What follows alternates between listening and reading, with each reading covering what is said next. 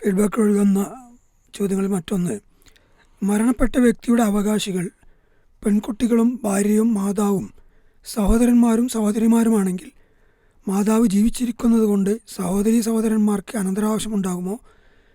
ശരീഅത്ത് പ്രകാരം വിശദമാക്കി തന്നാലും എന്നാണ് ചോദ്യം. പക്ഷേ ഇവിടെ മക്കൾ, ആൺമക്കൾ എത്ര പെൺമക്കൾ എത്ര എന്നും വിശദമായി ചോദ്യത്തിലില്ല.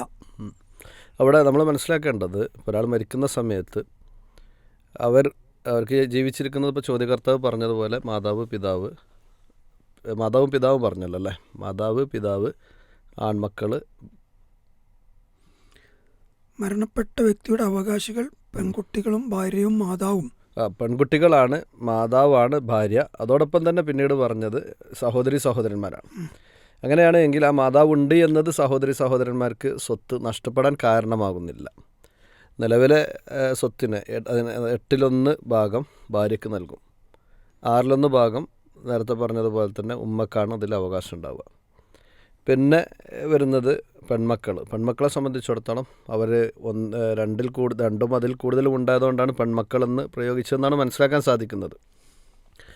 അങ്ങനെ വരുമ്പോൾ അവർക്ക് 3/2 അവകാശമാണ് സ്വത്തുനിന്ന് ഉണ്ടാവുക. ബാക്കി വരുന്ന സ്വത്തിനെ സഹോദരന്മാർക്കിടയിൽ ലിദക്കരി മിസ്ലു ഹല്ലിൽ ഉൻസയൈൻ എന്നതിൻ്റെ അടിസ്ഥാനത്തിൽ അത് വേർതിരിച്ച് നൽകുകയാണ് ചെയ്യുക. അഥവാ ഒരാണിന് 2 പെണ്ണോഹരി എന്ന അർത്ഥത്തിലാണ് അവിടെ നൽകുക. അങ്ങനെ വരുമ്പോൾ സ്വത്തിന് മൊത്തം 24 ഓഹരിയാണ് ആദ്യഘട്ടത്തിലാക്കുക.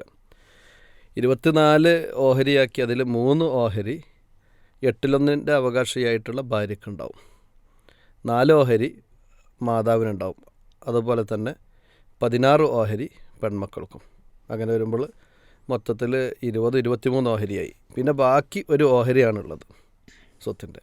ആ ഒരു ഓഹരി എത്ര സഹോദരന്മാരുണ്ടോ അവർക്കിടയിൽ ഒരു ആണിന് 2 പെണ്ണോഹരി എന്ന നിലക്ക് വീതിച്ചു കൊടുക്കുകയാണ് വേണ്ടത് എന്നാണ് മനസ്സിലാക്കുന്നത്. അല്ലാഹു അഅലം.